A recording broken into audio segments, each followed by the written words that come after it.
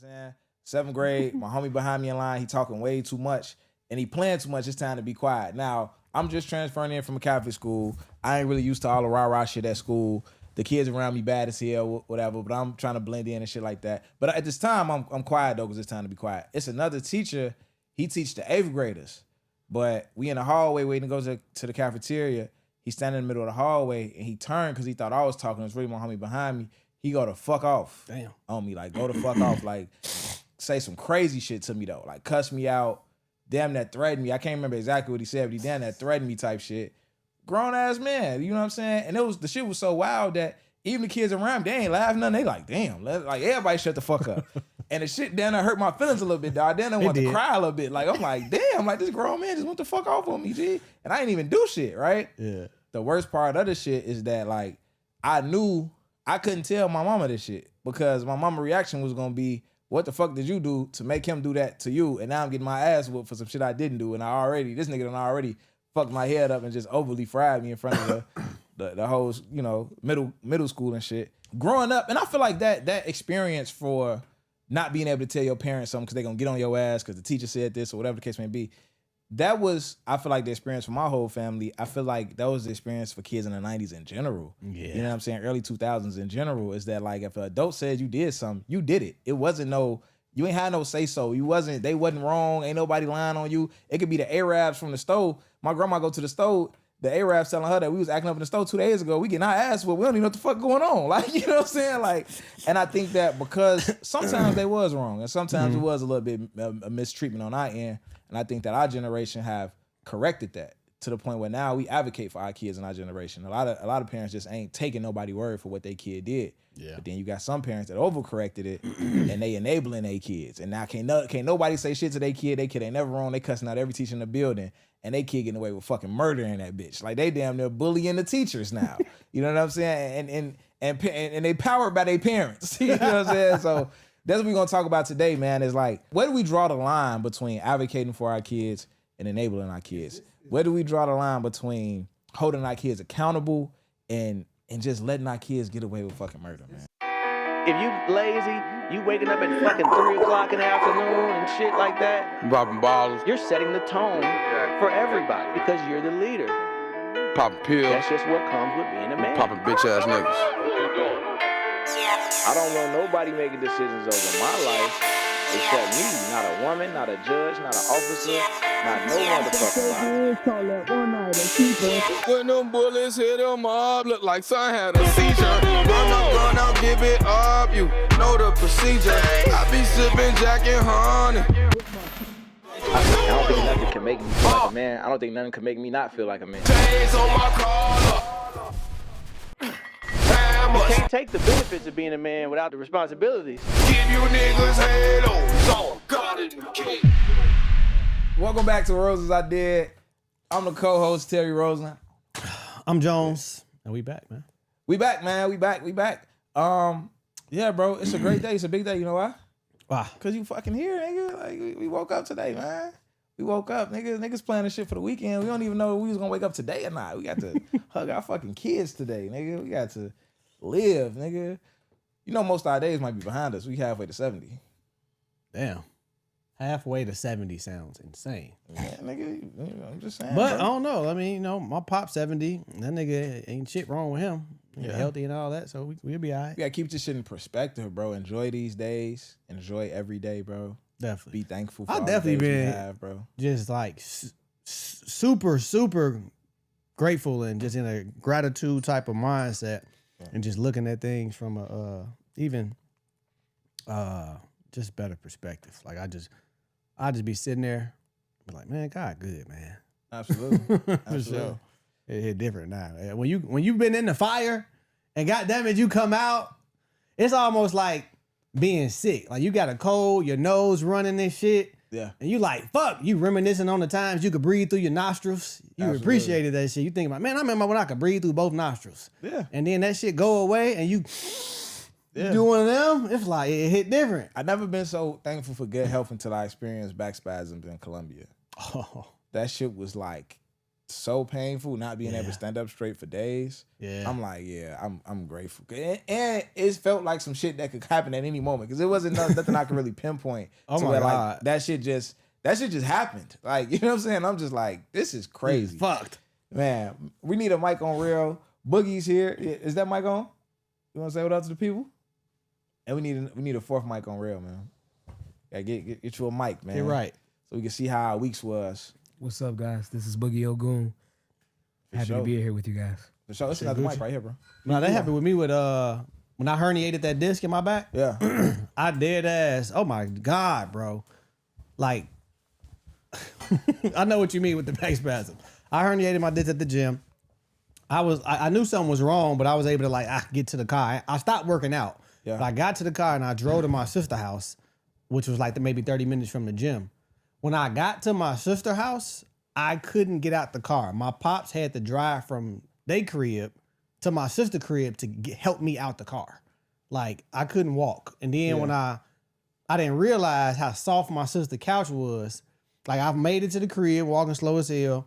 I sat on the couch and I went in. I hollered so fucking, oh my God, that was the worst pain of my life. Worst pain of my life. You was being a pussy about it? Hell yeah. Now, you know what? No, I wasn't. That shit, I was dying. No, I was dying off them back spasms too, man. I was dying off the back spasms too. But we better talk about how good our weeks was, man, before you get into that. You know, we got a black-owned tequila brand. We drinking John B today. John B. Little John B. John B, man. You heard. John B, man. That's fire. Yeah, John B. You can't go wrong with the John B, man. You can't. And it's not just for light skinned niggas. It's not just for light skinned niggas, man. It's a black owned tequila brand, man. Made in Chicago, made by black men in Chicago, man. Like the best things in the world are typically, you know. Shout out to John Basil Tequila, man. Make sure y'all go pick this up. It's a very smooth tequila. We love it here. We might have to run this back. We trying to do a new black liquor brand every couple weeks. Every time we finish a bottle, we might have to run this one back, bro. I'm really feeling this one. Yeah. Tip made some great drinks. You know what I'm saying? I don't know what's in here. It's like some passion fruit, some type of passion fruit tequila drink. It's fire. That joint from last week? Best tequila on the market right here. Yeah. Yeah. Yeah. It's like that. Shout out to John B. Shout out to John B, man. But yeah, How's your week, man? I'm grateful, brother. Mm-hmm. Grateful. This was the first week at the job. Started Tuesday. Wait, what's the day? I started Monday or Tuesday? Damn, it's only been 2 days? I don't know. Started Tuesday. And I'm grateful, man. I'm in the field I want to be in. I'm in tech. I got blessed with a dope role. For this to be my first role, I came in with the senior title, senior data analyst. And when I was my first day, you know, I'm getting trained up, all this type of stuff. And just all of the work that I've done prior, like the studying, just the knowledge that I got behind this shit. Yeah. While I'm getting trained, like the guy who's training me and the IT director, I had conversations with both of them. They both was like bragging to my manager, like, yeah, y'all made a good decision. This nigga know what he talking about. Like, good. You know what I'm saying? Everybody, it's like a lot of hype. Like, okay, cool, bet. Like, you know, and I just feel aligned. You know what I'm saying? Like my job aligned with, you know what I'm saying, what I want to do on the side. You know what I'm saying? We doing community work, been doing community work with the village. Like all the pieces is, you know what I'm saying, lining up. You know what I'm saying? We give back, we pouring in our shorties, you know, the income is there. It shit just is in order. I'm finna launch my app before the year is out. Not the fitness app. I know y'all always think fitness. I'm low key a nerd. I'm building something whole different. But my week is good. And it's funny what the topic is today. The only issue now is getting Trey ass in line. But we gonna get to it. Absolutely, man. How was your week? My week been straight, bro. My week went straight. I got some good news today. For one, the village is tomorrow. So if y'all listening to this right now, like y'all hearing this right now, the village is a day away. It's tomorrow. You know what I'm saying? So we already relaunched that. So Chicago, you got some young guys, your son, your little brother, your nephew, the young guy you know you working with around whatever. 12 to 19, you know, we doing a mentorship program. We doing some professional development for high school seniors as well. It's called The Village. It's on 99th and Halsted. You know what I'm saying? Every other Sunday from 2 p.m. to 5 p.m. And we got some mentors from all types of different backgrounds. Even though we all from the south side of Chicago, some people from the south suburbs. You know what I'm saying? Some people went to college. Some people went to jail. Some people went to motherfucking trade school. Some people went to whatever. You know what I'm saying? I'm dead ass. Yeah. Though it's just all around like people from different perspectives, which is needed. You know what I'm saying? Which is super needed. And we all come together for the purpose of serving our community through helping the youth, man. So make sure y'all come out to that. Also the week was good. I had a contractor come out to remodel the basement. So I had him come out to remodel the basement. He came and looked at it. He came in this room and he was like, "What are you doing here?" I was like, "I do podcasts." He's like, "Oh man, I want to do a podcast. Let me hire you." I'm like, "Hire me to do what?" He's like, "I want you to do my podcast." I'm like, "All right, cool." This just happened today. This was like 2 hours ago. Yeah. So I'm like, "All right, cool. I can do that." He was like, "How much our podcast?" I'm like, "Depending on what you want to do." He's like, "How about we just barter? How about I just remodel your basement? Get the fuck and you just outta shoot the here. podcast?" Like, cool. Get the fuck out of here. That's lit. Nigga, just go. Cheers to that. You know what I'm saying? Shout out to bro. Bro, that's fire. For sure. Say, nigga, go on, build this up, and when you're done, just come down here when you're ready. That's dope. It's not even just dope on the aspect of like him doing it. It's dope on the aspect of like, I told him I want to duplex it down and make it one apartment. And he was like, to be honest, from a business standpoint, that don't make sense for you. I could do it if that's what you want to do. But he's like, yo, somebody told me my ceilings wasn't high enough to put a legal apartment down here. So he said the ceilings are high enough. And he was like, we could just make it a third apartment. You can rent your apartment to your podcast business and count that as income on your taxes. You know what I'm saying? Even though it's just me sending money to myself. Right. So he's like, you can rent your income to your podcast. You can rent your studio to your podcast business, and it counts as income. So when you go buy another building, you just make an extra $18,000 a year on your income. And then also, basically, he was saying that he's gonna make it valid with the city as a 3-unit building. So the value of it just shoots up even higher because now it's a 3-unit building. Look what happens when you follow your dreams and your passion. You know, podcast and Would you say it makes room for you? Your gift make room for you, and you and your pockets. For sure. So we will be. That's probably gonna be starting sooner than I thought because now I don't have to wait on the loan to do it. Like I got to pay for the materials, of course, but I could just pay for that out of pocket, and I already got to wait on the loan to do it. So we probably gonna be starting with the remodel. So we might be out of the studio soon, not for long, but soon. But when we come back, it'll be even doper. You know what I'm saying? It'll have a bathroom. We have a kitchen. We have like some entertainment. Definitely spaces, have a bathroom. Rooms, couple bedrooms. No one can break them in. Look, those days are behind us. Ain't no breaking none of the bathrooms, none of the bedrooms in. This was 2020. This bitch. This was 2020. Maybe just once. Hey, Nah. But it was a good week. How's your week, man? Shit. My week was decent. My last 2 weeks was decent. You know, I just finished my second week of school, so everything been straight. yeah, Sersky. Clapped both of them written exams, and then shit. Today I had 2 demonstrations. We had to make 2 field lines and shit. So I damn near aced both of them. So yeah. Shit. What's a fuel line, nigga? A Fuel. fuel line. You had to make a fuel line? Yeah, for a plane. So you like that's the line that the fuel run through to get to the engine? Yeah. You had to create it with what? With shit, the fuel line. So it's like a little big ass tube of copper. We had to cut them. Then we had to measure them, and then we had to flood them bitches and put tubes and shit on the end of them so they connect with the gauges. Everything had to be measured perfectly. Use little tools to bend it and shit. So It sounds valid, bro. I feel comfortable with you working on the plane now. 'Cause last week, bro, that nigga was asleep about or some shit. Man, they got me in this watching planes blow up, bro. I'm like, nigga, pay attention, nigga. I'm texting me. That's the important shit. no, shit. Class school been straight doing shit. Nah, that's what's up, man. Got my shirts and shit, so it's official, man. Catch That's y'all at awesome. the inline. For sure, man. For sure. But how your week going, man? It's crazy. My weeks are always good. You know, I'm a positive nigga, so I be good pretty much straight through whatever. Yeah. But today I was on my way to a patient crib, and I called the contact number. You know, I be delivering medical equipment and shit. And DME. Okay. the lady picked up. It wasn't her, but it was her daughter. And she was, you know, she was talking to me, telling me how to get to her mom building. She stayed downtown and like, you know, like a high rise. So before she hang up, she said, "Have a good day. Remember, you are important."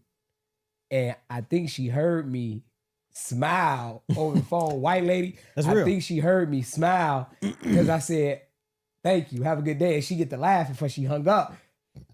But after she said that shit, I'm on Lake Shore, and I'm like, you know fucking what? I am important. Oh, God. But that's something I already know. Yeah. But it was like, she assured that for me. Like, and it was like, it's just simple shit like that about life that I appreciate because, like I said, my day literally, like I say, I don't really even believe in bad days. When shit happen, I just believe in life, be lifing, and that's just the way shit was supposed to happen. But as far as a good mood, I'm always in one. But that real life today, like, just solidified life for me. Just like, I don't know, her telling me I was important, just, it did something to me. And I'm gonna probably think about that for the rest of the week. I'm not gonna lie to you. Because I didn't know her from a can of paint. She reassured you or assured you, right? Yeah. I feel like a lot of people, when you hear that word, you got reassured or you need reassurance or assurance or whatever, it could be perceived as you're insecure in a way, but not even. Because just thinking of yourself a certain way, and you don't necessarily cast this out to people, but you know how you feel about yourself. You think this of yourself, and somebody outside of you says the same thing.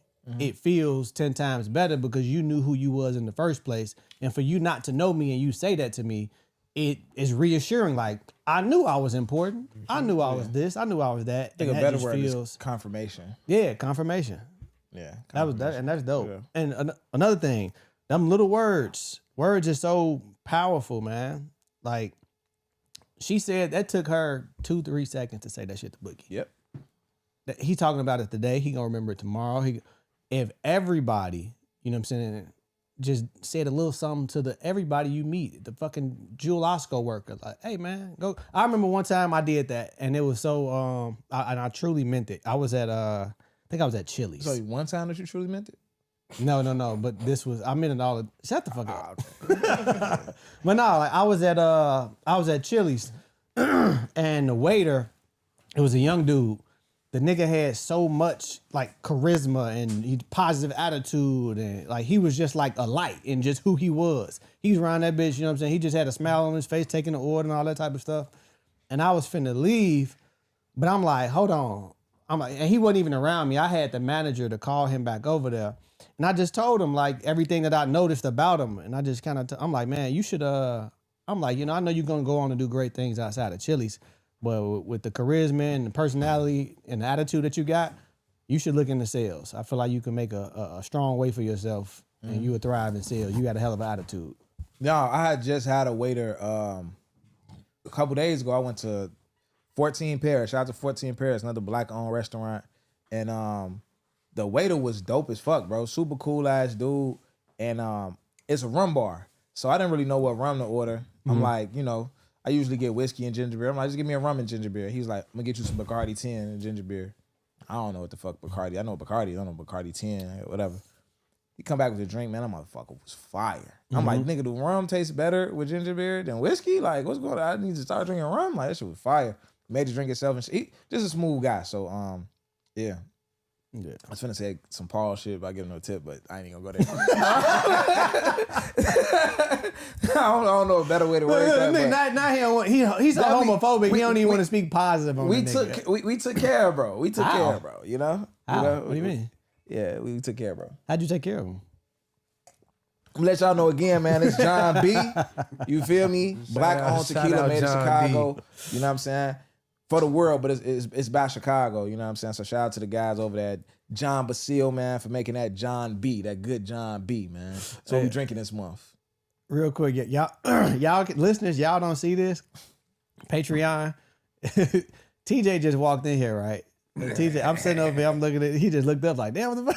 TJ walked in here, This nigga has like this brown leather jacket on, hoodie on. He just remind me of one of the old heads back in the day. I bet I can't see your knuckles, but I think they ashy. Bro, It just bro. You saying he look like a cluck right now? When I got up to close the door, I looked back at TJ. I said, "Why the fuck he got this jacket on?" It's real like he's an old nigga. They already asking to get TJ on camera. Now they really gonna want to see him with His his ass old is jacket a on. fucking army veteran. like Red wing, Bro, wing look like you work for bomber. the He Air look like he Force. got several stories. Like that's the last good jacket he had. yeah, ain't he's giving that crazy. bitch He up. should have just wore a hoodie. It look like there's a star on the sleeve of that jacket. Yeah, You done served your country. Oh, he a Cowboys fan. get you a shot of whiskey, man. Oh man. Hey man, so it ain't really truly time to get into the topic yet. We're gonna look at some voicemails if we got some first. If we don't got a voicemail, y'all need to make sure y'all take care tired of of y'all some not leaving voicemails, voicemails, man. 773-340-1509. That's the voicemail number. Make sure y'all call in, leave a voicemail. If y'all haven't subscribed to our YouTube, y'all just doing us wrong. Like we giving y'all all this good content. Make sure you subscribe. You ain't just clicking on this shit watching it. Subscribe to a nigga channel, man. Fuck is going on? That shit free as hell. It's free as hell. It's free. Netflix ain't free. They charge shit. The Patreon ain't free. Like, you can subscribe to this shit for free, man. Y'all better stop playing. Let me actually look for these voicemails though. Tap dance for the people while I look for these voicemails, brother.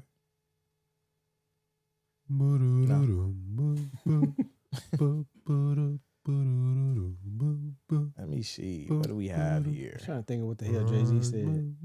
He was shucking and jiving or some shit. What the fuck are you doing? That's real, by the way, y'all. Yes. No, I was just playing. Hey, I am needing advice. I'm from Mississippi. I'm currently talking to a guy from Alabama. We do not quick relate. backstory, me and this person met about 8 years ago in the military at basic training. We became friends. He had a girlfriend at the time. We were fresh out of high school, so we're 18. But we maintained friends on Facebook, social media, whatever. And then last year, we ended up seeing how close we live from each other, but it's like 3.5 hours. But we see how close we live from each other. So we started to kind of talk or whatever. We were talking, we started spending time together. Long story short, one weekend turned into every weekend for about 6 months. I love it. We introduced each other to our kids. I have a son. He has 2 daughters. He asked me to be his girlfriend probably a month after, well, about a month and a half after we reconnected, and then actually asked me to move in with him. And I said yes, of course. However, I got caught texting another guy that was an old situationship, but I wanted to maintain that friendship or whatever. So I got caught texting that person. We kind of kept the relationship, but it just wasn't working. So eventually that December, 6 months later, we ended up breaking up. 7 months later, we ended up breaking up or whatever. So we have not had contact in 10 months.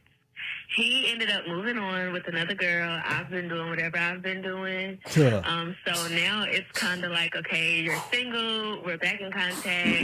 We've been hanging out a few weekends since we started back dealing. And mind you, we live 3.5 hours away.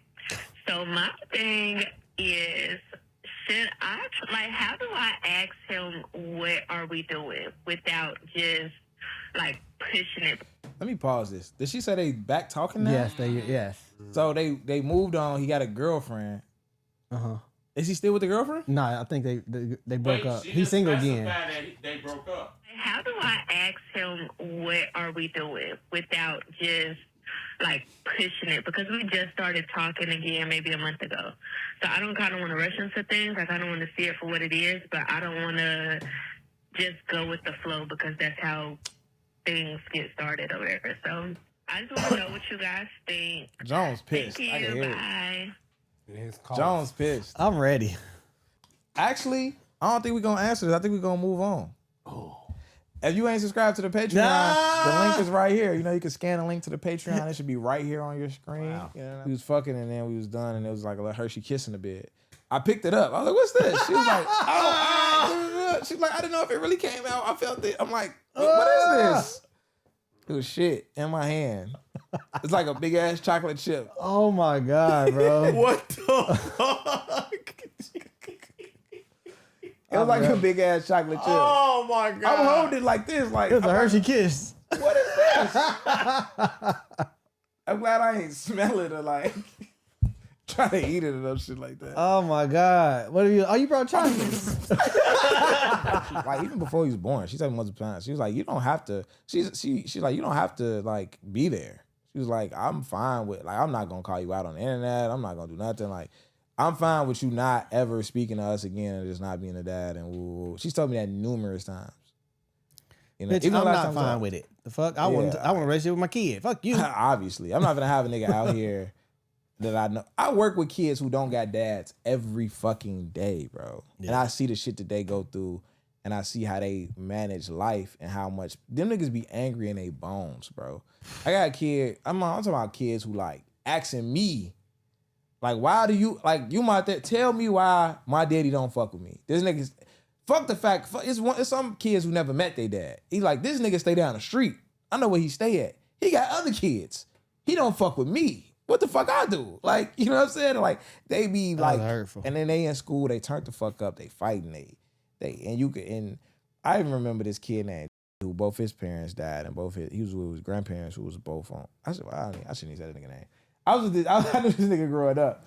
This is a nigga I grew up with though, and both his parents died, and both his grandparents was drug addicts, and he was just going through it, and when he used to fight, you could tell like this ain't what you fighting about. That nigga was angry, bro, and he would cry every time he fight. And he was beating the shit out the kids. So I was like, what are you crying for? You just fucked this nigga up. But it's like, and I ain't think nothing of it. I just thought the shit was weird. But when I look back on it as a grown man, like I damn near feel hurt for the nigga. Yeah. And I don't know where he is today, but the way he was moving around when we was kids, bro. And I don't wish that on nobody. I hope that he's doing great. I hope that he's living a beautiful life. But I could imagine that he locked up somewhere right now. Just the way that he was moving back then. Just the path he was going. But down. he had like he was angry, G, as a child, bro. He was like in 7th grade. That nigga was angry, bro. Like he would fuck niggas. I'm talking about he on top of niggas, just like somebody go get that nigga up off him, G. Like he was fucked up, bro. He was really fucked up as a kid. And so me working with niggas or growing up with niggas who didn't have fathers, like, bro, I ain't finna have no kid out here that's my kid that I'm not there for. You know what I'm saying? We got the Safe House going. If you listen to this podcast on Saturday when it dropped, we probably in the shadow work group right now. So if you want to join the Safe House group, get some behind the scenes content, about 250 backlog episodes that you already missed, the roses I did in the Patreon. Extra episodes you never heard before. Exclusive shit. You already missed that. You get about 2 monologues a week, a behind the scenes video. You know what I'm saying? If you join the shadow work group, you get all of that, plus some journal prompts for all of the podcasts that we release publicly, a couple monologues, journal prompts, and we meet every other Saturday, you know what I'm saying, to talk about the journal prompts, things we writing about, just shadow work stuff, you know what I'm saying? Developing ourselves as people. That was a good move of you. That was I like that. You was finna get on our ass. Very, very strategic. You was finna get on our ass. I didn't want to see it. I had a lot to say as well. You was gonna get on her ass? I feel like you was finna jump her, and I don't want to do it. Y'all want to jump her? I'm finna get in the Patreon. I'm finna subscribe to the Patreon. I'm in this shit. Damn. Somebody is finna get juicy. Now we can jump her though. Who want to start? Okay, I guess I'll go. Okay, first of all, the nerve of you, and this is to the end, with you demanding like, oh, what we doing? Ooh, okay, let's back it up. Y'all got history. Cool, y'all built the friendship. Y'all cultivated a nice bond over the months. Both of you are, I don't know who was driving back and forth to see who. I don't know if y'all was taking turns, but either way, y'all were both equally investing your time to spend every weekend with each other. You advance to a relationship. That's beautiful. I love it. You advance to a relationship, and he offers to move you in. When I hear he offers to move you in, I feel that was such an upgrade to your life, because obviously he's paying all the bills where he lives. So you were invited into a place to where your biggest expense was about to be cut. You might have asked up For half of the rent? We don't know that. I don't sound like he did. Alabama nigga? Yeah, you know, I don't know them niggas. Army and shit. Ain't young boy from Alabama? No, he not, bro. Where you from? He said, yeah. He's from New Orleans, bro. He's from Baton Rouge, bro. Oh, so he from New Orleans. My bad. But invited into a situation, you know what I'm saying? Your biggest expense was eliminated. You got a loving boyfriend. Y'all in the household, merged families and all that type of shit. You get caught texting a nigga. Fast forward a little bit, the trust is gone. Y'all spend that time separate. Y'all get back talking. I would advise you to move around. I would too. I would advise you to move around because, and y'all live 3 hours away, you broke the trust. Yeah. Y'all try to get back together. Naturally, he just gonna always be assuming that you on bullshit. And what she say? I've been doing whatever I've been doing. You been with that nigga you was texting. You can't tell me you ain't go see him. You was with that nigga you was texting. Women love familiarity. I don't know where the fuck you was at, but that's how he gonna feel. I know where you was at. You was with that nigga. That nigga you was texting. The nigga you was That's texting. tough, man. But and then to cap it off, y'all back cordial, y'all back kicking it, and you got the nerve to want to rush this nigga. Like, what we doing? Like you're not in no space to demand. Like you are in a I don't flow. agree with that. What? She could ask what we doing. Yes, she can ask what we doing, but the fuck? Yeah, She didn't piss bro the fuck off. you can do anything. What? But TJ, you want a shot? yeah, nah, you. It's John B. Nigga ain't never turned down to John B. Never. I never seen a nigga turn down John B. Not our first interview. Not our first never shy, ever shy Yeah, he don't want interview. Look at him. He said, yeah. Pull That's up. crazy. Man, I feel like when it comes to this particular situation, I agree with you 1,000%, bro. I think she needs to move around. I think she's a rebound for him at this point. Don't know the man at all. Never met him before, but to me, it sounds like he's a man of intention. And when I say that because he locked in with you. Y'all had a long distance situation. He wanted to be with you. He moved you to fuck in. He wasn't fucking around. He was dead ass. And it's crazy that y'all be wanting, asking, begging for this shit. These niggas, the dating pool got so much piss in it. And you fuck it up. Texting a nigga from a situationship that clearly wasn't on shit. Cause you ain't with the He nigga. didn't ask you to move in with him. He clearly went on shit. You know what I'm saying? You still texting this nigga for what? This other nigga done rolled out the red carpet for you. You still texting this other nigga who went on shit. Crazy. But anyway, he moving with intention. He doing the right thing. He being a king out here. I'm finna fluff this shit the fuck up. He being a king out here and shit.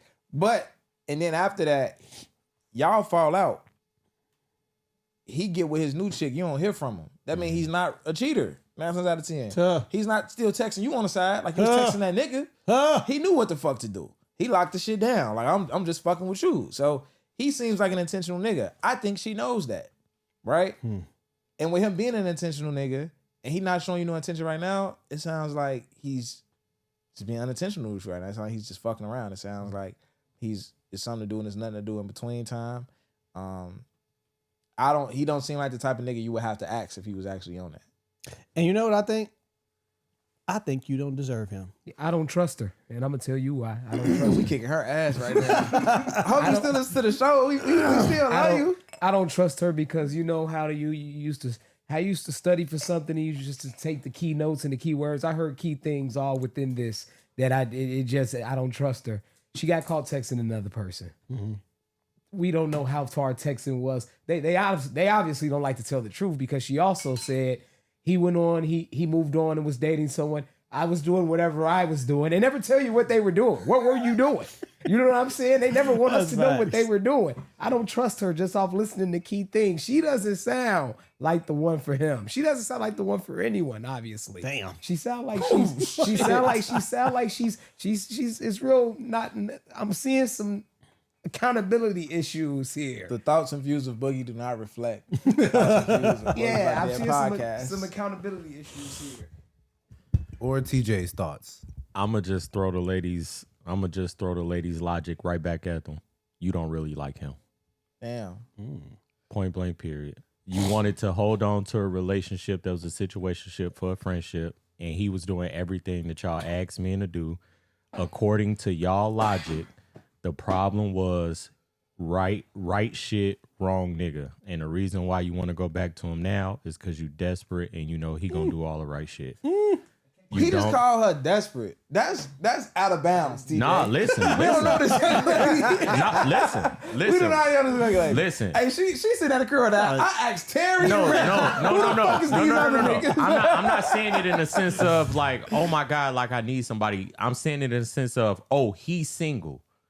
Let me he's single. Let me get back what I fucked up, because clearly she said fucked up. He moved on and I was out here doing, which means you didn't move on, or you couldn't find anything. You didn't better progress. than him. Exactly. That's it. This nigga cooking. That's what it was. You couldn't move on, or you didn't find anything better than him. And then he became single and she, oh shit. Let me get that opportunity back. The grass wasn't greener. The grass wasn't greener. She don't want to work for it now. She just want to rush him into it. The man that you like, or the type of man that you like, isn't giving you what this man is giving you, so you're trying to settle for him. Don't do it. Oh, get out of there, bro. You don't like him, and don't put him in that And if situation. you really love him, you would send him this so he could hear what we said. Real, you got a final word on it? No. That nigga just put his head down. Damn. You done disappointed Cousin Real. He ain't got nothing to say to you. Hey, look, man. Let that man have his peace, man. You know what's disappointing about it? What?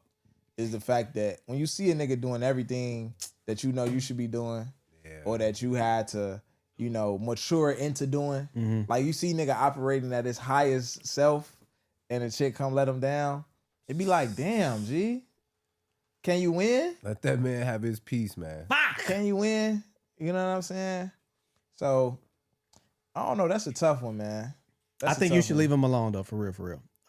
Leave him alone. And I wonder what type of shit she was texting that nigga to make dudes situation just completely like. It could have been hello. What the fuck you Break doing? it I just told you to move in. I ain't not fucking with her off of hello. Nah, but I'm I saying get that. like, you know, I'm saying like, I wonder what she was texting the nigga for him to be like, for him to break up. What is for him the to line? move her out the house. Like, you gotta go. That's not just a breakup. Yeah. Like she was removed. Like she had to relocate. That's some shit. You know, like it ain't easy to just up and leave. Nah, like, because you know what I'm saying? Oh, wait a minute. Because as niggas, we're usually not easy to. We just not finna throw it away. She soft pedaled that shit. She was like, he found me texting, but she didn't say what the text was. She said, I was still communicating with him because I didn't want to end that friendship. But she never said how bad those texts was or the reason as to You why it sent all him a ended. nude, didn't you? She soft pedaled that shit. So it had to be some wild shit. She sent the nude.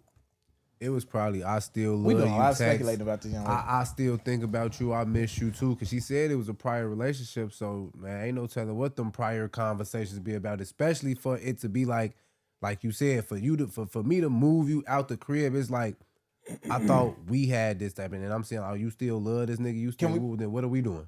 Can I play devil's advocate? I was just. Can I shoot her some bail? Shoot it. Just a little bit. Shoot it. This ain't even bail for real. This ain't even really probably gonna help at all. It's probably gonna make it worse. Yeah. But I'm gonna say this. I believe that women, and this might not be gender specific, but in my experience, I was a wild nigga for a long time. I went to therapy about, I want to say 2022 is when I was just like, all right, I'm ready to be serious, be more mature about dating and things like that. I started approaching dating with a serious mind state, and I was expressing that to women I was dating, like, hey, this is what I want. I think that's intimidating to a lot of women. 100%. For women to be asking or wanting or desiring a certain thing from men from the day they started watching Disney Channel, the day they started, their mama had them watching Why Do Fools Fall in Love at 6 years old.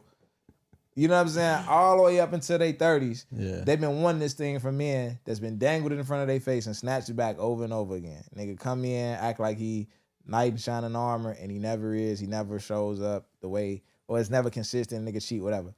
So now they in their 30s, and a nigga comes along, and he's showing that again. I think it's something about women that says like, I'll be right back. Like, all right, this is a lot. I'll be right back. Let me make sure, because this might be the last nigga I ever date. Cause he coming the way I want him to come, and we at that age to where it might be for everything. At 24, this is a fantasy. Yeah. You know what I'm saying? But at 33, 34, 35, it started to become like, this is a forever thing. So I think for a lot of women, they get intimidated, they get cold feet, and they try to like, you know, I feel like they self-sabotage a little bit almost. If she was our age, she wouldn't have done this. How old is she? She was 27. Okay. They met when they was 18, high school together, and they said I tried, baby. Reconnected 8 years later. That's usually around the time where, like on TikTok, when we be on live, what's the youngest y'all date? What we used to always be like 28. You know what I'm saying? 27, because that's typically when women start at least thinking about being serious. Yeah. But you ain't sold just yet. They for sure gonna be serious 30, 31, 32, etc. But they on that line, and she was on that line, and she like, let me be right back. I still got enough time to do what I want, and I'm not. This is a lot. I'm gonna go see if the grass greener. She quickly found out, ran her ass back, and if he loved himself, she knew the grass. She was planting that grass already. I was gonna ask, was that like, is there any scenario in which he may have overreacted by ending it the first time? No, man. I mean, it depends on what the text was about. I doubt it, just because. Don't get me wrong. Okay, so it's different types of niggas. So I'm not gonna assume what it had to be because he da-da-da. But because there's some niggas that's gonna be like, all right, if I presented all this to you, I don't want to see shit. Facts, exactly. Like I done moved you in. I don't want. Ain't no cool shit. Ain't no none of that. So he could have like, and who's to say that's an overreaction though? Yeah, you know what I'm saying? That could be valid, but it could be some shit that we might see like in this room. If she was to send it right now and be like, this is what I said, this is what he saw, we'd be like, oh, this nigga was bugging. Maybe. Maybe. Like, it wasn't enough to be like, did everything shut down? But I'm thinking in my mind, just if I was him to move somebody out your crib, it would have had to been some real shit. So that's my question. What would you have? And that was what I was trying to get to. What would you needed to have seen? I would have had like, seen something like progressive. Like you're trying to, like you talking about fucking this nigga. Okay. Like y'all talking what about. What if it was reminiscent? Like you missed the way I fuck you? Oh hell yeah! Oh, okay. Anything like, cause that sound like you planning on fucking this nigga. That sound the same to me. Shit. Yeah. Jones. I would have to see any flirtatious shit. Like like for what I wouldn't kick her out for is, let's just say I open up, I see the phone, and how did he find out? She ain't say. She just got caught. So okay, he went through it. But I would have, if it was me, I see, and they just, hey, what you been on? How you been? You good? Oh, you in a relationship now? That's what's up, man. Good to hear. Like I'm like, hey man, cut this shit out. Versus y'all flirting. Hey, remember when I did this, did that? Like, I'm gonna be in the city. I'm gonna be in the city in a couple weeks. Woo. Like that type shit. It's premeditated fucking. You know what I'm saying? I feel like if you ever go through your lady phone and she's texting a nigga, it will never be, hey, what's up? How you been? you in a relationship? We've been on the ass. It's always going to be the worst. I feel like I've been through a lot of phones. That's not true. That's not true? It'd be a lot of niggas who still trying to like ease their way. Depending on what, if a nigga just coming through her shit on some straight like did you fucking say shit. You been through a lot of phones? I have. Yeah. I ain't gonna cap. I ain't gonna cap. 2. No, 3. I'm sorry. I was in them bitches. I went through 3 phones. No, but it's a lot of niggas who be trying to. I feel like if niggas coming through her phone on some straight, on that door open. She either currently fucking or she just a hoe. Think about the chicks that you fucked before. You're easing your way back in. What you on? How you been? How you doing? So you gonna see that, right? Yeah. But now if you feel like she just a straight slut, then it's like, hey, what we on this weekend? Like you ain't talking shorty in 4 months. You going straight through her shit on that. So if I see something like that off the rip, it's like, oh damn, she one of those. Like, go ahead. You like you got something spicy, nigga. Nah, for me, it'd have to be like familiar conversation. Yeah. You could tell y'all talk on a regular basis or some shit like that. Like if the text thread long as hell, like, okay, this is, even if it ain't something like, oh, when I'ma see you, y'all in consistent communication y'all or something like every day. Yeah, like, okay, this ain't going nowhere. That's crazy. I can even tell you, stop talking to him. This ain't going nowhere. Like, the nigga texts you 2 days ago, 3 days ago. 4, you get what I'm saying? Yeah. Some shit like But that. if it's like some random, He said yeah, consistency. if it's you random, probably even wouldn't. if he wow out and you don't check him, I check you for not checking him. Right. But if it's consistent, hey, what you up to? Shit. Hey, did you check out that? Did you end up checking out that movie? Yeah. Oh, This hell nigga no. part of her life. Yeah, like nah, like yeah, this who you want. Hey, nah, and, what and, is- and that, and I feel like that's like, because when she said somebody that I wanted to keep that relationship open, keep that friendship open, that's what it was. I felt like he probably looked in them text So- messages and was like, this nigga ain't going nowhere. We didn't change the topic of the That's what I episode. was We saying. did. That's what I was finna say. And I ain't gonna lie, that shit is just me. I damn near don't want to see shit. Like if we locked and we rocking for, and it's like shit. Cause I just look at it like this, and just like you say, shit. Just if it was me, if a female saying anything, they wouldn't really give a fuck what it was or That's what real. it is, or none of that shit, nigga. They see anything. Hey, how you doing? Why she want to know what you doing? Why she want to know how your day been? Why she steady? It's gonna be all type of everything. So shit in a You situation gonna have like to that, ask her. he might be one of them niggas that was just like shit. I just didn't want to see nothing at all. So shit, I feel like. And you either know way it what? goes, I let a military niggas be motherfucker strict. embarrass themselves. If I'm innocent, why she ask her? This is what I was gonna say. Maybe she do really want him. However, I feel like a lot of times, and I'm gonna ask y'all this because these are not just gender specific experiences; these are human experiences, right? Yep. You ever dated somebody who you could really talk to? Yeah. You be wanting to keep that relationship, Mm-hmm. even if you ain't on shit with them. Oh.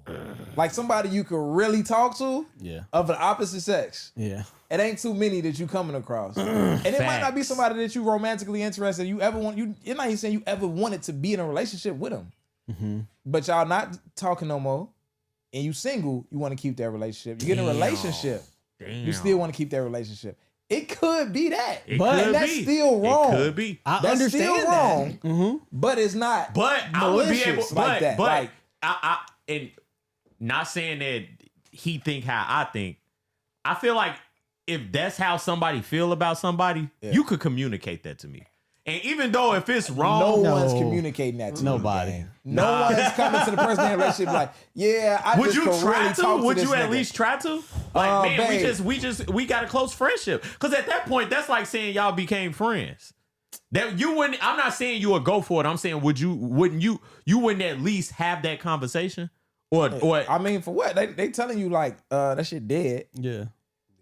That's the response. It's like, okay, I'd that's cool. rather you not- basically what I'm saying is it sounds like you could empathize with them in that sense. Yeah, it's still wrong though. So I can empathize as far as like I might not kick you the fuck out over this shit. Yeah, that's what I'm I might saying. Would have you in some a empathy on some relationship? like, yeah, maybe not. Maybe not. It all depends. And a lot of this shit, I heard this chick, Tisa, say something that I really resonated with.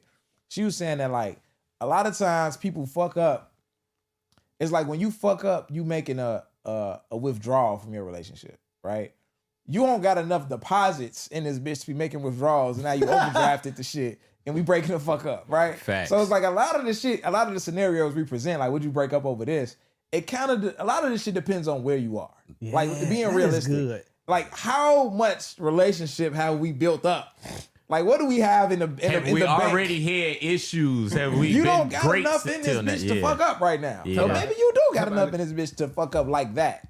But then there's some shit that's just like it's just a wrap. Like we terminate the contract. It's over. That's good. Yeah, I fuss with that. That's good. Let's get on this topic, man. Let's get on topic. We gonna be half this topic gonna be on Patreon. Y'all might as well subscribe. we ain't this shit ain't finna make the cut. What time we at? 50 minutes. Get God the fuck damn. out of here. Yeah, nah. Damn. All right. So listen, man. The topic of the day. Where do you draw the line between advocating for your kid and enabling your kid? I think that a lot of us, just going back to how we grew up in the late 90s, early 2000s, we grew up with parents who did not advocate for us a lot of times, and they definitely didn't enable us. They checked us on everything, and it was almost too much accountability. I ain't gonna call it accountability. It was just damn near distrust. Damn near like, whoever the fuck said you did something, you did it. It don't matter if it was the neighbor, the nigga at the store, your teacher, whatever. If motherfucker say you did something, your ass is good as whooped. Like that was it. And I think a lot of us, again, we made that correction, and some of us made a correction and said, "Nah, I'm not gonna do my kid like that. I'm gonna make my kid feel like they have a voice. I make my kid feel like they can be trusted. I make my kid feel like I believe in that they're gonna be the best versions of themselves. But if they fuck up, I'm on their ass. I'm gonna hold them accountable too. Some of us, a lot of us, and I saw this as a teacher, overcorrected. And it's 100% we enabling our kids. It's 100%, I don't give a fuck. Can nobody tell me nothing about my baby? I know they didn't do that, even if it's on camera. I sat in the courtroom with a kid I was working with, his mother, a judge, the state prosecutor, public defender. They played the video. His homie robbing the store. He's sitting behind the counter. His homie get the money out the register, hand it to him. He put it in a bag. They go about their day. They get caught by the police. The money in his bag steal. Mama looks straight at the judge and say, well, he ain't do shit.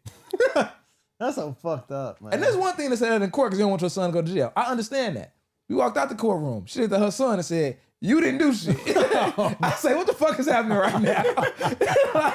like, what the fuck are we talking about right now? Like, this is crazy. Oh, fuck. And it's like, and the nigga that week went to school, he got kicked out for like spitting on the teacher or something. This is like the same week he had court. And she went to, and she, when I heard the news, the school told me, I told her, they say, they targeting him up there. They really just don't like him.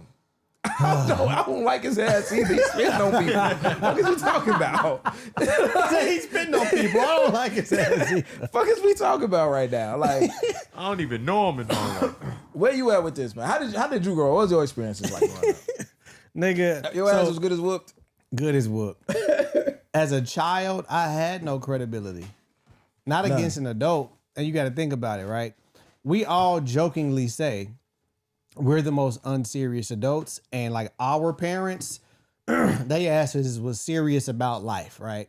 So if our parents was serious about life, and typically when I was coming up, my teachers wasn't as young as the teachers are now. I kind of like had like older teachers or whatnot. So if a teacher called my dad and told him anything, nigga, my ass is whooped. And not only that, when I get home, I can't, we not finna have dialogue about this because now I'm talking back.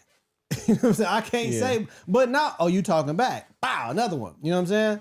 So coming up, yeah, it was my word against theirs, and that's just as good as a black man going to court, and it's his word against this white officer. Was it times where you was innocent though, like you ain't do the shit and somebody had it wrong and? Not too many. I was doing that shit. Okay. But I didn't get in trouble a lot. But when I did, it was shit that I would do. You know what I'm saying? Like my parents knew me. Yeah. Like they knew, and I'm pretty sure it was times where probably the teacher exaggerated. I ain't gonna say that they all was just telling the truth on me. Yeah. But because I had a track record of doing this, and let's just say now I wasn't, or I didn't do it to the extent that the teacher is saying I'm doing it, and I'm like, nah, I wasn't even doing that. But the track record and my habits say, nigga, you did that shit. What do you do different with your son right now? If anything, I'm raising them. It's the same way, like how I grew up. Like if the teacher called me and say anything, I'm taking their word over his off rip. But then it depends because I know my fucking son. Because I compare, I'm like, you got to think about it. He in high school now, and I'm dealing with some behavior issues with him. But it's so funny. I was telling my son, right, because he would try to play victim. And like, no, I'm not doing this. I said, son, this is a brand new school. We in high school now, right? Isn't it a coincidence that the teachers you just met 2 months ago is saying the same shit that the teachers were saying in grammar school? For how many years of grammar school? Fucking 8. The whole run. The whole run. The characteristics that how these teachers are describing you, he's super energetic. He like to talk. He extroverted. He this, he that. And then you go to a brand new school, and those same characteristics about you is making you walk around the class. You trying to go to the bathroom a lot. Like you active and you being disruptive because of that. That's just who you are. Your energy. You haven't learned to contain it just yet. Mm-hmm. So when they call me and say you did X, the rest of the alphabets was fucking 1st grade through 8th grade. It just connects. I know they not telling the. And he telling you like, guess what, Dad? These niggas lying on me too. But and this the thing. He will literally come to me And he was like, Dad, they lying on me. And I was breaking it down to him. I'm like, okay, so by you saying they lying on you, I see that as arrogance. You think you bigger than the program. Right. You're a 14-year-old. This grown ass. What benefit? Because if somebody is doing anything, they doing it for the benefit of themselves, right? Right. So, and I'm talking to him just like this. So by this, you saying this teacher is lying on you, what benefit does she get out of that? I'm gonna tell you a story, and I'm gonna respond to that. And I want to talk about adults targeting students. It's a conversation that me and TJ just had recently too. It happens. Remind me that that's the point I'm gonna make, because I'm probably gonna forget back into this story. Today, my son's mom called me and she like, guess what just happened? Ooh. Like, what's up? She like, man, Carter's teacher, my son's teacher, called her and said that he was acting up in class. He wasn't doing his work. She had to move his seat. Every time she said something to him, he got an attitude. And she had him in the hallway. She called me. He yelling and screaming in the hallway, all type of shit like that. I'm like, damn, he was on all that? She like, yeah. So she like, the teacher put him on the phone. And she like, what's going on? She cussing him out. And he's giving her one-word answers. And it's pissing her off. Because every time she go in on him, he one-word answer. She said it got to the point where she called him by his name, like, Carter, what's wrong with you? Ooh. And he was like, I'm not Carter. And she like, oh, I'm sorry, it's 2 Carters in the class. I'm sorry, it's the wrong kid. Ooh. I'm like, wait, that same teacher called me saying he was acting up. And I whooped his ass for that shit 2 weeks ago. No. Was that the wrong kid too? Now, the shit that she was saying he was doing is shit that he do at home sometimes. Okay. So it added up. But, and it's like, for me as a former teacher, it's like, that's a big fucking mistake. Yeah. She also sent me an email saying that he missed 9 homework assignments 2 days after report card pickup, that he was on a fucking honor roll. Was that email for the wrong parent? You get what I'm saying? Yeah. Fucking up names is crazy. The name Michael went platinum in the 90s. There was 100 niggas named Michael in the school. I don't think they was calling the wrong fucking parents for all the Michaels. Like, what's going on, G? Like, you know what I'm saying? We was having a conversation about, all right, like, let's look at it like this, right? You have police officers who get a little power and they abuse the fuck out of it. And they harass people, they provoke people constantly, right? They might catch you doing one thing wrong and try to just take it to, like, if I could pull them over on this, they're gonna take it to the next level. You see bus drivers, CTA bus drivers, who are told in training, like, if someone gets on a bus and don't have the money, you let them get on the bus. Yeah. And you have some CTA bus drivers who gonna stop the bus, argue with the nigga, try to kick the nigga off the bus. They got a little bit of power and they doing too much. Yeah. In teaching, you have people who a kid will do something and this kid is constantly doing shit. Mm-hmm. And they gotta come to work and work with this kid every day. They don't like this kid. Yeah. They'll never say they don't like this kid. It's not appropriate to say they don't like this kid. They don't fucking like this kid. They probably telling their husband, their boyfriend, they fucking wife, whatever. Like, I can't stand this motherfucker. Yeah. And the kids that got the worst behavior got the best attendance. You know what I'm saying? And it's sometimes, he was just telling me about a young lady who was teaching and the kid did something, broke a rule. And she was like, the kid had a penalty for whether he got suspended, he got a detention, whatever he got. And she was like, I'm gonna make sure he get kicked off the football team.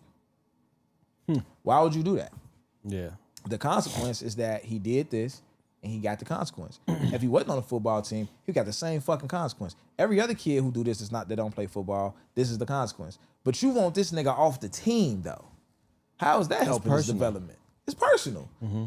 But when they call a parent, is what he's doing aligned with the shit he been doing? Yeah. Probably. Like, you get what I'm saying? So it's like, that's the angle I look at it from. Like, the teacher might not be lying, but at the same time, teachers do, after kids build a certain rapport, teachers are humans. They have biases.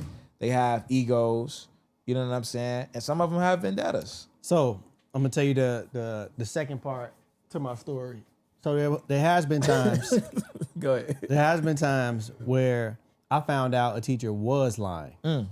Right. So I had a reputation with his elementary school. Anytime my son is in the wrong, I'm up there. I'm doing my part as a parent. I always make sure I'm gonna do my due diligence as a parent. I'm coming to the meetings. I'm communicating with the teachers.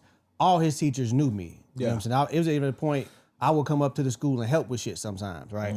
So they knew me. And the assistant principal, me and him was tight. And I remember Trey came to me, and I got two situations. Trey came to me. He said one of the situations he felt like the teacher was like kind of like being racist or some shit like that. And for whatever reason, I hadn't met this teacher just yet.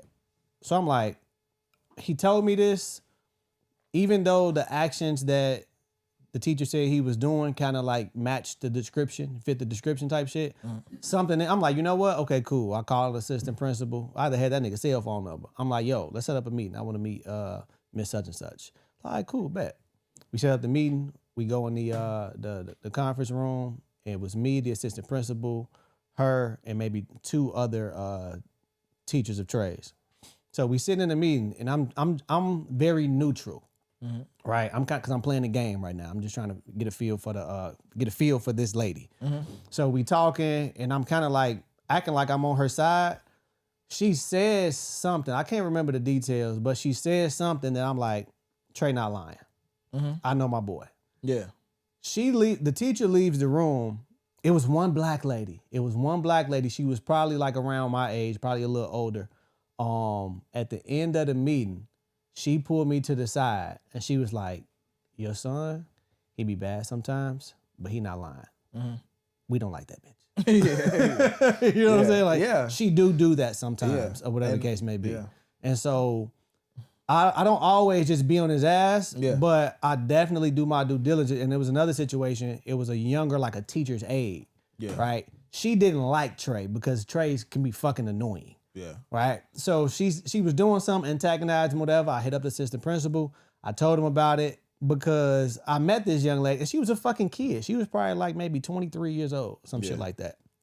And ended up getting her like removed from, Trey's classroom because it's personal. Like she's doing shit like, you know what I'm saying? They caught her aggravating him. Matter of fact, other kids in the hallway heard how she was talking to Trey and they vouched, and it was like, you know what I'm saying? So it depends. I'm gonna do my due diligence, but for the most part, I'm gonna also use my parental instincts. They have biases, and it's not fair to kids. Even though it's human to have biases, it's not fair to kids. And it takes, to be a teacher, it takes a crazy amount of patience, an abundance of patience. And like one big thing that I learned being a teacher is that you gotta give this a kid at the end of the day. You can't take this shit personal, G. Like this kid don't get that much of a fuck about you for you to be taking this shit personal. And is it making your day harder? Is it making your job harder? Is it making your life harder? I used to mix a little Henny in my oatmeal. I can admit that I don't work for them no more. I can say that. I used to put a little shot of Henny in my oatmeal to mix it up. And I can name the kids that I was taking them shots for. You get what I'm saying? Because they was the menaces. Until I learned real classroom management, they drive me up a fucking wall. However, I got to give you a fresh start every day. Yeah. It can't be at the classroom fucking program is, or the expectations and the consequences is, first offense, you get a verbal warning. Second offense, you get wrote up. Third offense, you get put out the class. Let's say that's the classroom consequence. It gets to a point with certain kids and certain teachers who don't have great classroom management skills that because you fuck up so much, everything you do is third offense. We not doing no verbal warnings with you. You do this shit every day. You do the same thing every day. You do this shit every day and you're going to get the same 3 chances every fucking day, bro. I don't care if you just came back from suspension. I don't care if you set the classroom on fire yesterday. You know what I'm saying? Like, I got to give you that fair shot. You know what I'm saying? Because it's not fair to the kids that when I do this, because I might have done it 2 times this week, I get kicked out. But when the valedictorian do the same shit I just did, you ain't really saying too much about it. I don't got to be a genius to understand fairness. You get what I'm saying? So that's another thing. I want to get into like some of the reasons though that some of these things happen. Like, how did we even get to the point that in the early 90s we was whooping ass over, like we was just whooping kids' ass? I was reading this book called Post-Traumatic Slave Syndrome.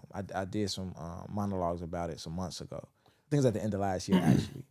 And in the book, it talked about how because slave owners were so brutal to slaves and to slaves' children, children. I'm talking like a slave to children.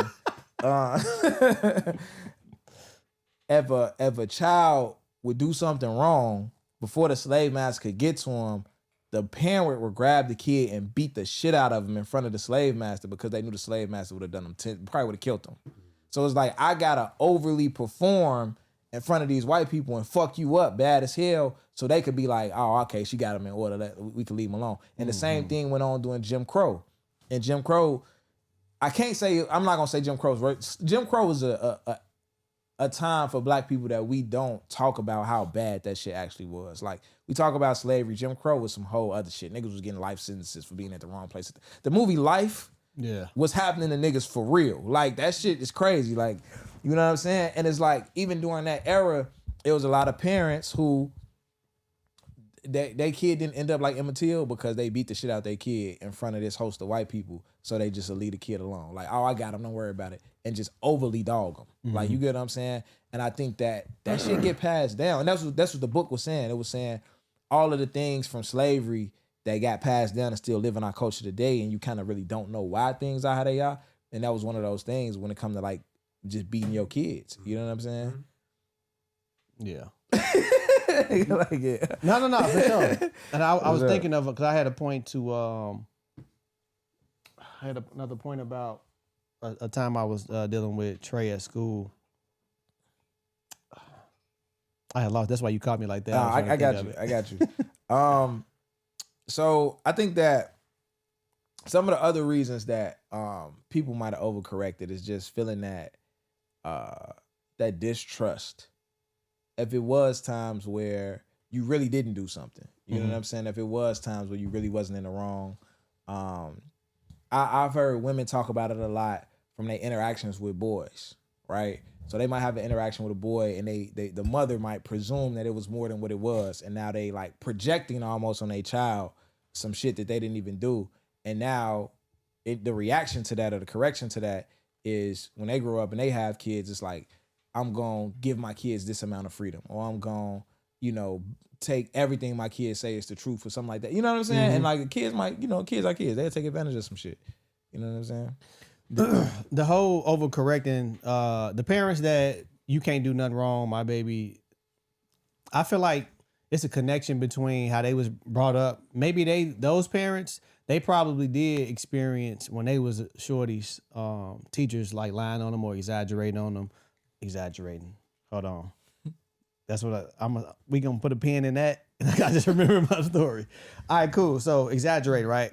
So I had a conversation with Trey, and I'm teaching him how to play the game of life, right? It's politics in life. It's politics in how you moving to get what you want, to stay out of trouble, etc. Should it be that way? No, but it is what it is. Cool. So one time he gets in trouble, and he like, the teacher, they wrote him a referral for something minor or whatever the case may be. And I didn't agree with it. But the rule stated if you did X, you get a referral. And I'm explaining to him, he didn't understand like that wasn't even, I just got up to throw something away. Woo.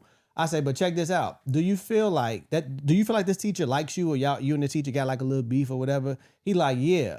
I'm like, why is that? Because he like, yeah, he did take accountability. These other times, I did do this. I do be disruptive in the class. I do, you know what I'm saying, sometimes carry on in conversation, et cetera, or whatever. I'm like, okay, cool. So this teacher realizes that and dealt with you for that. Now you got to play by the book. Because if you didn't do all of these other things and you did that, she probably would. Hey, Reggie, chill out, whatever. But you got like a reputation with her, and y'all got this thing back and forth. So now you have to go by the book for real to stay out of trouble. You got to follow the rules. You got no leeway. Yeah. Like, do I agree with you on this? I do. But it don't fucking matter what I think. Yeah. Follow the rules. The rules say you can't get up after a certain time. Yeah. Now you can't get up after that time. You've ran out of rope. You know what I'm saying? So once you create that, reputation with yourself, depending on the teacher, because some teachers, they give you that slack because you're not as active in that class. Yeah. You know what I'm saying? I think a big part of this is being able to read the temperature of this teacher. You know what I'm saying? And I want to say where to draw the line in between advocating for your kid and enabling them. I think before you even try to assess that, you really got to get a feel for the person that's accusing your kid of what they're accusing them for, like you did with the. You got to go and meet white lady. these, have meetings with these teachers, man. Absolutely. So Carter's second grade teacher, he had transferred into a new school, and his second grade teacher at the time would call and say he was doing this, he was doing that, and I was getting on him about it. His mom was getting on him about it, like it was a thing. And one time when I finally met the lady, and I heard how she talked to him, like while he was getting in the car, I was like, oh, this is personal for her. Mm-hmm. And at that point, it wasn't no more, it went into advocating mode. Yeah. You know what I'm saying? Because it can't be personal, because now everything he do is probably gonna annoy you, everything he do will irritate you. So now I'm taking everything you say with a grain of salt, and I'm more focused on making sure that, like, so when you call me and say he did something, now we finna go through this in detail. What exactly happened, bitch? Mm-hmm. we not finna do the dumb shit.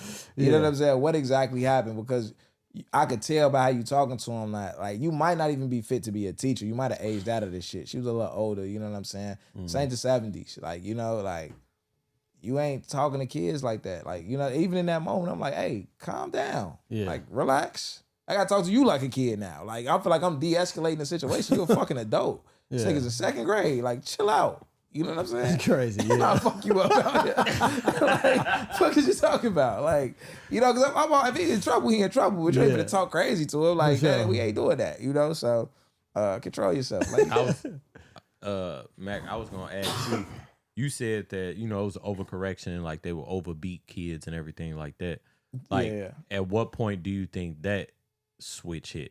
As far as like, when did the overcorrection change and go the opposite way? Because I was enabled like a motherfucker. That's why I said I think this would be a good topic like, for you. I was enabled like a motherfucker as a kid. Like, as crazy as it sounds, like my mom, she didn't play when it came to like grades and life skill shit that you would fuck up in. Like, if you like, oh, we got lost. What you mean got lost? How the fuck you don't know how to get home? Like, that'll get your ass beat.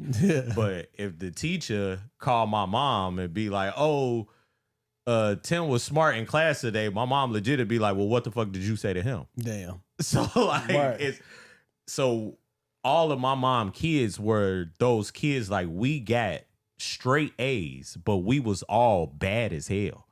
Like, I was bad as fuck, G. Like, I didn't started riots in high school, all type of shit. But my school couldn't kick me out because I'm one of the smartest motherfuckers in my high school. Like, what you gonna do? You gonna kick that? You ain't gonna pass the Chicago threshold or whatever. Yeah. But nah, like, we was in. So, like, what do you think was? Because my mom was like, it was crazy. You told me about how your mom was, and it seemed like as long as you follow her rules, as long as I follow her rules, she had full dominion over you. Any other adult. Yeah. It didn't matter what they had to say about you. Nobody else rules mattered. Like, I remember parent-teacher conferences. Like, my mama come in there and like, oh, fuck what he said. Did you raise your voice? Because me and my son will beat your ass right now. God. Like she legit was coming to parent-teacher conferences. That's just crazy. Not trying to hear shit about what we did. Like, I was in 5th grade. I told the principal, like, go ahead and call it. She gonna tell you, shut the fuck up and send me back to class. I don't know what my mama said on the other end of the phone exactly. But the principal hung up, was like, Mr. Alexander, go back to class. So that's a rare thing, because you would think, like, the parent who don't hold their kid accountable to school, you would think don't hold them accountable at all. Yeah. But she was really on y'all ass about a lot of shit. Like, you told like, me hella stories of, like, your we couldn't mama, even get C's. Yeah. Like, her grading or even, scale like, you told me your mama whooped your ass when she was going out of town in advance because she knew you were going to be bad at home. Yeah, so I got my ass crazy. whooped ahead of time. My mama was about to go out of town to Vegas with her sisters. She literally like came to me and was like, TJ, I'm finna whoop your ass. And I was just like, this has to be a joke. Like, what's going on? She was like, I'm about to beat your ass because when I get back, I'm not even gonna want to deal with what they said you did when I get back. Oh my God. But it backfired.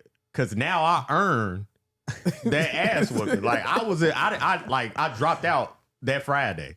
I woke up and was like, yeah, I ain't going to school no more. Like, my brother was like, you got bitch, I ain't going nowhere.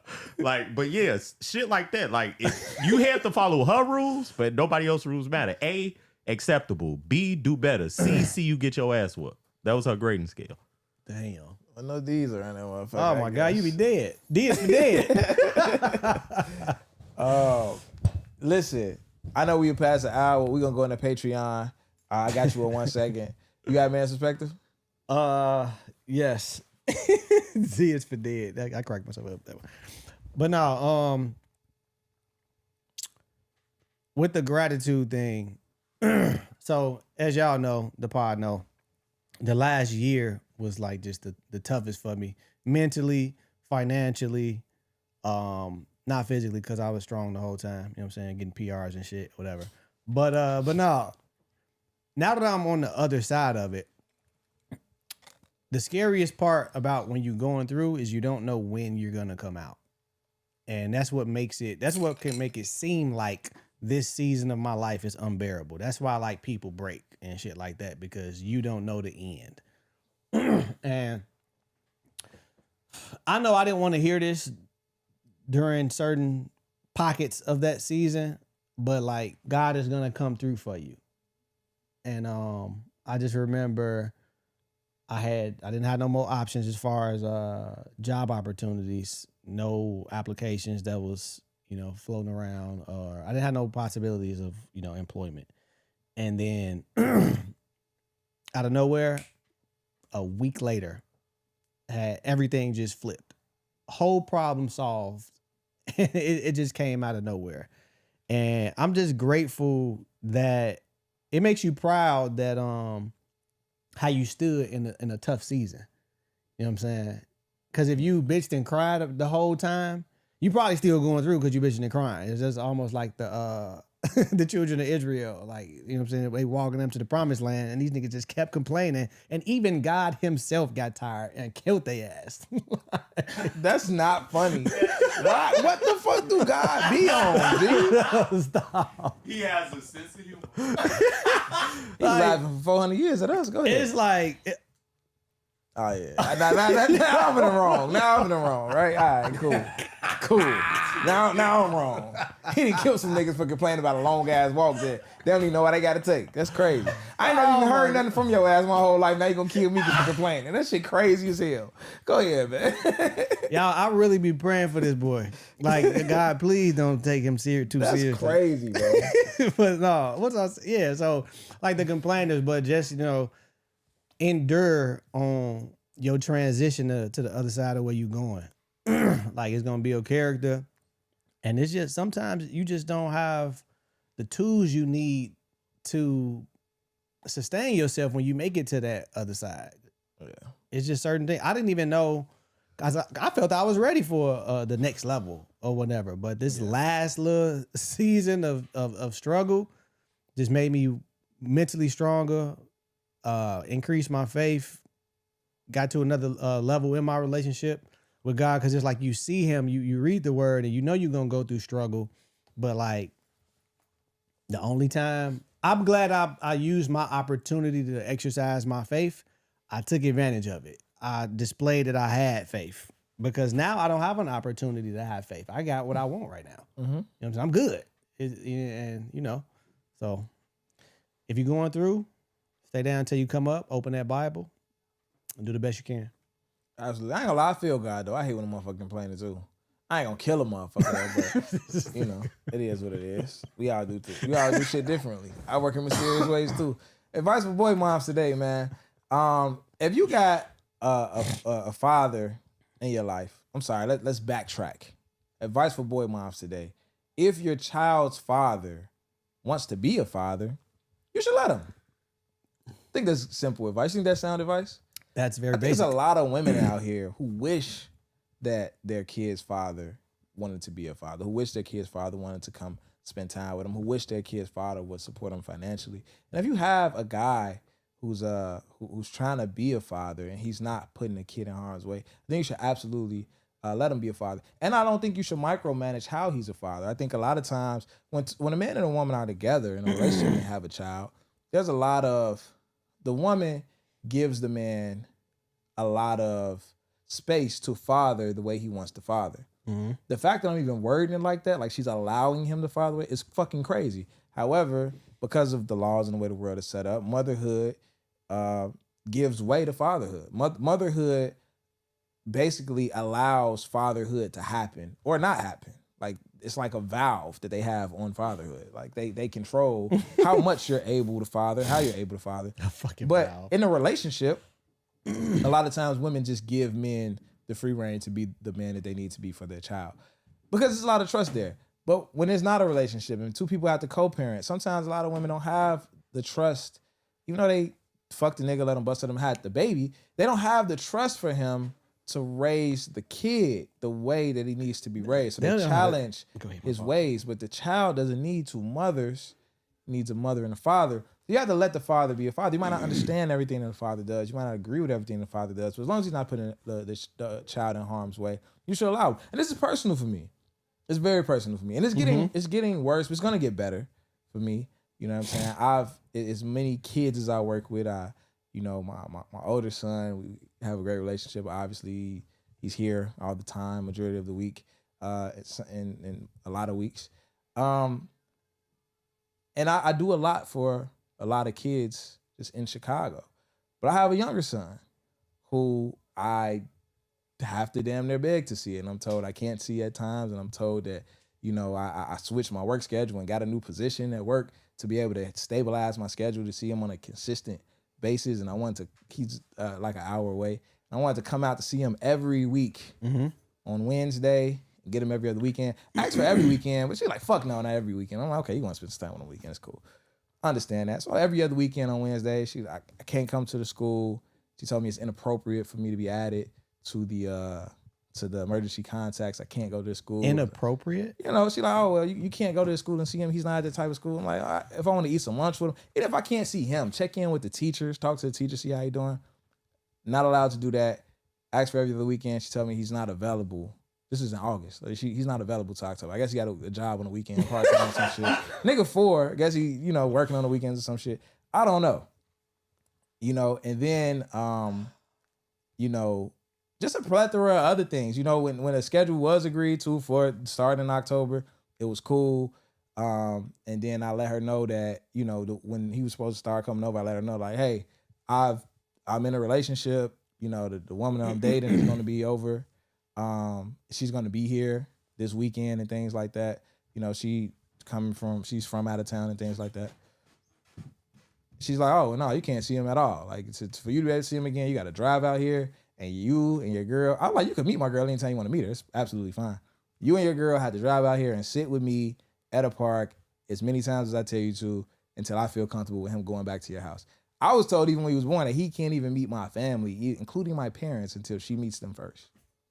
And until she's okay with it. So, advice for boy moms, if you have a nigga who wants to be a dad, and he would like to be a dad, and he already is a dad, and he, likes helping kids and shit like that, you should probably let him. It'd probably be beneficial for the kid.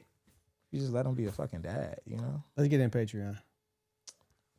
All right, decide, plan, sacrifice. And drink some fucking John B, man. Don't drink no John B. Shoot, man. We out. So, God in the cave.